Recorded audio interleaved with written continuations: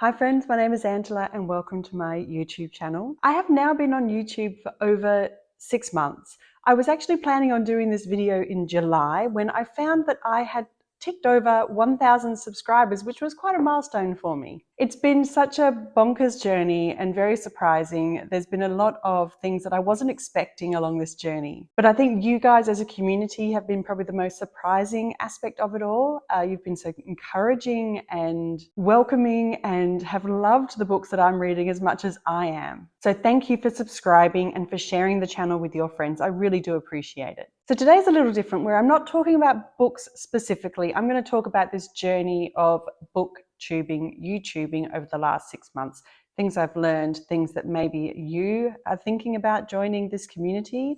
So I wanted to share with you a few things. So before I get into that, I can't not talk about a couple of books that I'm reading with you because that's what I do.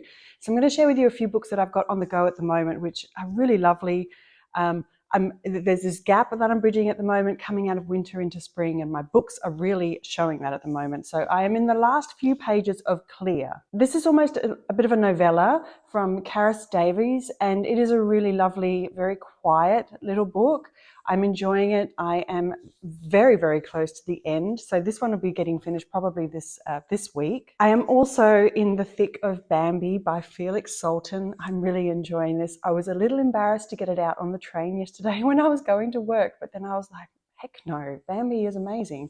But the book is very reflective and eye-catching. So I am halfway through this book at the moment, and man, it is nature writing, it is so beautiful, so beautiful. I'm really, really enjoying it, and I can't wait to share more of my thoughts about it with you. And the other book I've been in the process of reading is Beatrix Potter's Gardening Life. And this is kind of broken up into two different parts. The first part is a bit of a biography of Beatrix Potter's life and how gardening influenced her work. And the second half is about Beatrix Potter's own gardens itself. And I'm really enjoying this one as well. And this is a great book to kind of come into spring with. So these are the books that I've currently got on the go, the ones that are taking up my time. Okay, let's get into some things that I have learned since starting my YouTube journey 7 months ago now. And the reason I want to share this is I am not an expert by any stretch of the imagination, but these are things that I have learned, and I'm hoping that maybe these will help you as well, especially if there are some people out there that are considering to start their own channel. Please remember that I am still learning myself. I am by no means an expert, but there may be some of you out there who are thinking about starting your own channel, but maybe haven't yet got the courage to do it. So I'm hoping that maybe some of these tips will help you out. So my first tip is to be prepared and to have a point. I thought it sounded so easy to just sit down with a stack of books and just start talking about it, but it was extremely hard to do that. The best results I found was when I wrote a basic script. And this is not like a word for word kind of script, but just some bare bones points that I could lean into as I talked. And by best results, I meant that I didn't waffle, that I had a point, and that I actually met that point. The worst thing I found when I would be doing a video is that maybe I would talk about something and then I'd be like, oh, I really wish I had said that. Or perhaps I talked about something that I really felt, oh, I didn't want to lean into that conversation too much. So those were the best results, when I was able to really focus my attention on the conversation that I wanted to have. And I'd finish the video thinking, I did a good job talking about that book. And writing a script made me seriously think about the topic and think about the things that I wanted to say. Or more importantly, the things that I didn't want to say. There are times when I would read a book and I would start to write a few things about it, and then I'd realize, you're being too negative about this, and I don't want to put that out there. So I was able to change that. Whereas if I just started speaking to camera, maybe that's something I'm going to put out there and I can't take it back. So being able to write that out first was really helpful to kind of edit, I guess, in a sense. But when I didn't have talking points, I would just waffle. With a script, I would have some bones that I could lean into. So generally when I think of a video topic now, I come up with a 1 or 2 sentence concept. And so for example, for this video, it was what I learned and what worked in the first 6 months as a booktuber. And it's going to be a bit fluid. It's not going to stay that way the whole time, but that's kind of the jumping off point that I had. So from there, I start to flesh out the main topic. I create a bit of an intro and an outro. And I really did find that I don't want to spend too much time introducing a topic. I really want to just jump into it. There's nothing, I find nothing more irritating than spending time watching someone talk for 5 minutes about nothing or about everything before finally getting to the point about what the video is going to be about. So I kind of like to get to the point about what I'm going to be talking about straight away. That's just a personal preference to me. And I'm not perfect, I don't do it all the time, but that's kind of something I try to do in every video. And then an outro where I just try and wrap up and maybe try and engage with you in some way and give us something to talk about afterwards in the comments. My wrap-up videos probably take up the most time because I am mini reviewing maybe 4-5 books, as well as doing a bit of a wrap-up of my month. And it's not just what I did or didn't like about a book, but it could also have a little bit of a backstory about the author or the book itself. There could be so many different elements that come into that mini review. Oh, and always try to remember to take a thumbnail photo. Something I realized was that you can rely on the video itself, trying to take a thumbnail screenshot from the video. They're not great. So try and remember to take a photo before or after videoing. I often forget, I'll get changed, I'll go about my day and then be like, dang it, go back, take a photo. So that's always something as well that you need to try and remember. My next tip is to be consistent.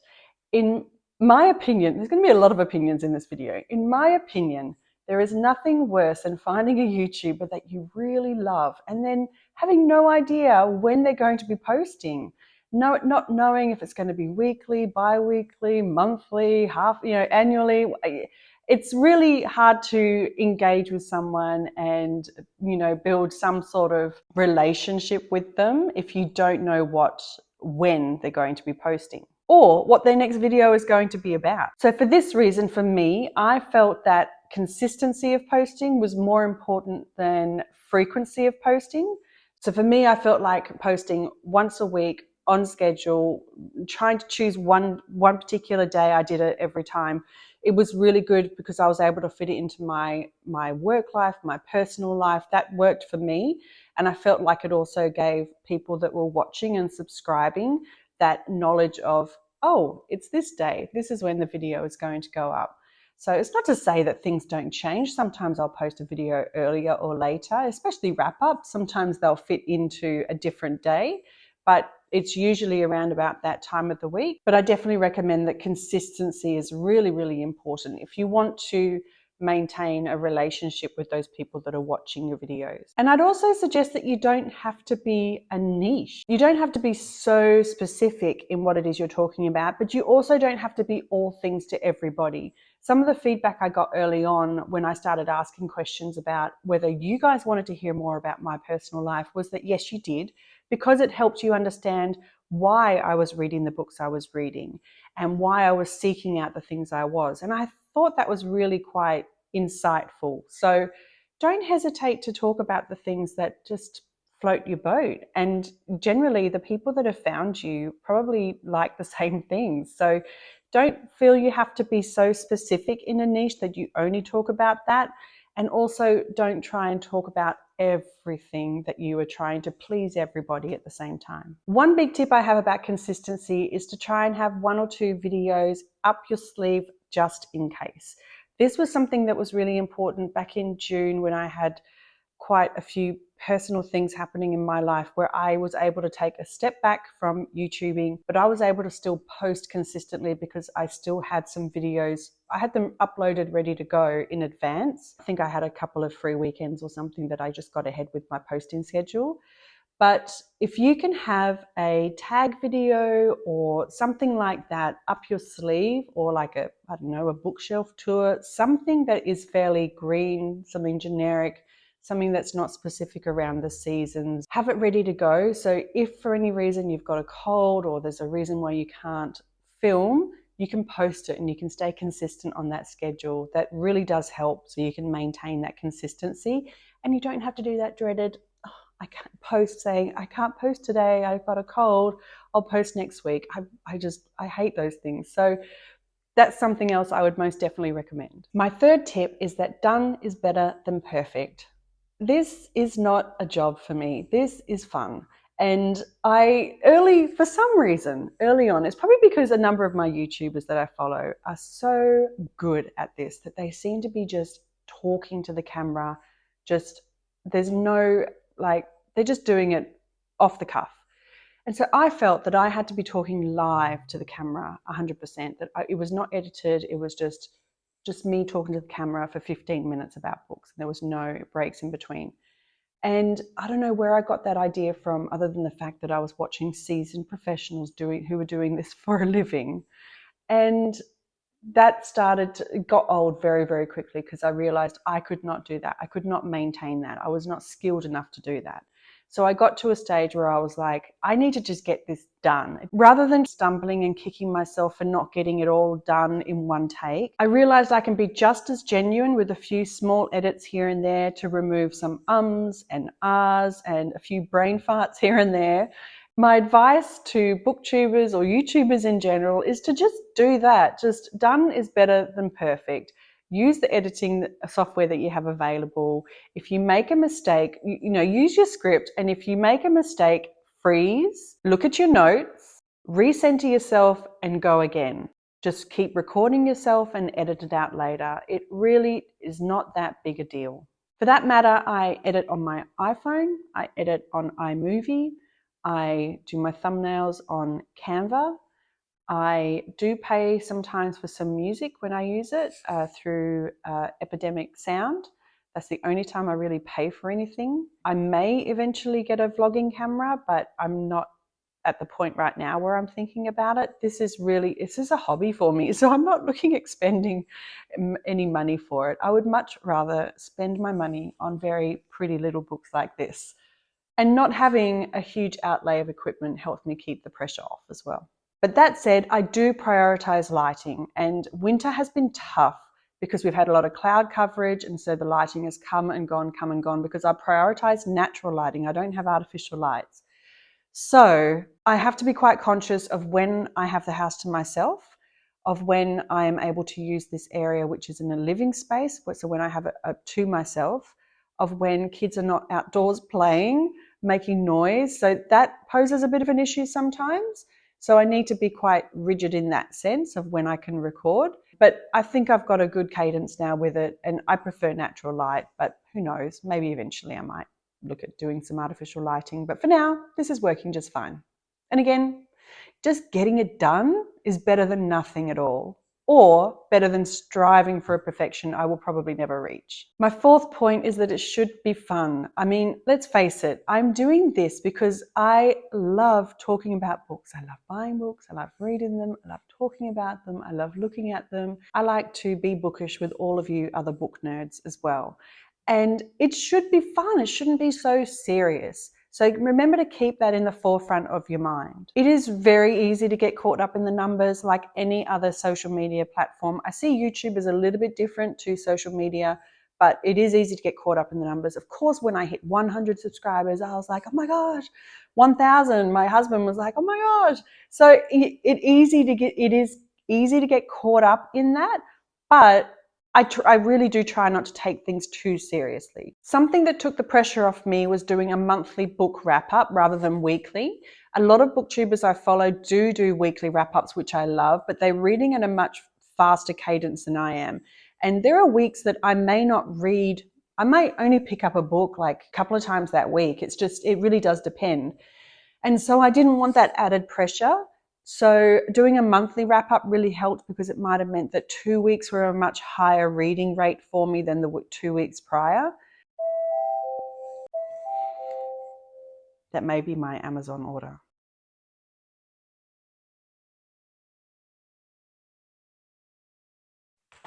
See, don't take things too seriously. I was not planning on doing an unboxing, but here we are because...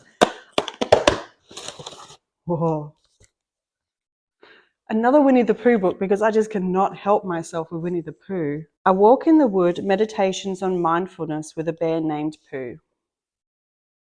I've heard good things about this. When we're grounded and at ease, we can wander where we please. With our senses as our guide, we can let our thoughts subside, and then while away the hours by the stream among the flowers. Oh my gosh. I'm so looking forward to reading this, and it's got such beautiful little illustrations in it as well. But anyway, that was not what I was planning on doing right now. But anyway, have a little bit of fun with it. Okay, so where was I? I was going to say that if you are looking at doing BookTube, try not to veer away from your regular pattern of reading. Don't try and increase your reading just because you're doing this, because it can get a little hard. Try and stick with your usual reading pattern. Something that happened shortly after I started doing videos was that I started seeing a lot more videos of people that were doing reading books specifically around long lists to review books before winners were announced. And I was like, if I did that, I would just crawl up into a fetal ball, because they were reading them at such a high rate to read them before the winner was announced. So if you can do that, power to you, but I could not do that. So do what feels right for you. Make sure it's fun. Just keep that in mind. You know, this is about having a little bit of fun. Getting tagged and stuff was similar as well. Tags are a lot of fun, but there were some tags that I was tagged in that just didn't resonate with me. I was so flattered and so chuffed to be tagged, but the tag maybe didn't resonate with me as much as, so it didn't mean that I felt like I could really put a video out there that was going to add to the conversation. So don't feel that you have to put a tag video out just because you're tagged, you know, be selective with it. I think this is my 5th point, could be the 6th. My 5th, leave room for spontaneity. I am a list maker and I do write lists with ideas of videos, but around 1 video a month, I kind of leave open to just having whatever pops up in my mind for just a random kind of video. It could be a tag, it could be a vlog. Usually it's a bookish chat. It's usually a topic, something that's on my mind. It could be like the last one we did was there was a comment that someone made in a video previously. There was also something around literary awards, and there was another topic as well. So it could be something like that. Those are the kind of spontaneous videos that I do. So I definitely recommend that as much as you want to be consistent and be prepared, leave a little bit of room for spontaneity. And don't be too frightened to keep yourself entertained as much as your subscribers by doing that. As with most things on the internet, it is usually those things that are unplanned that get the most traction. And some of my bookish chats have been the most popular videos. The ones that have just been me prattling along about things on my mind have been the ones that have been the most popular. So just go with it, have some fun, just get your thoughts off your mind. And those things still have a little bit of a script. I still have a few bullet points that I'm following, but you know, just get your thoughts off and just have a bit of fun with it. And my last point, this could be the 6th or the 7th, or I don't know, is community is key. I am the first to admit I am not the best at commenting on other people's videos. Part of that reason is that I watch YouTube primarily on television.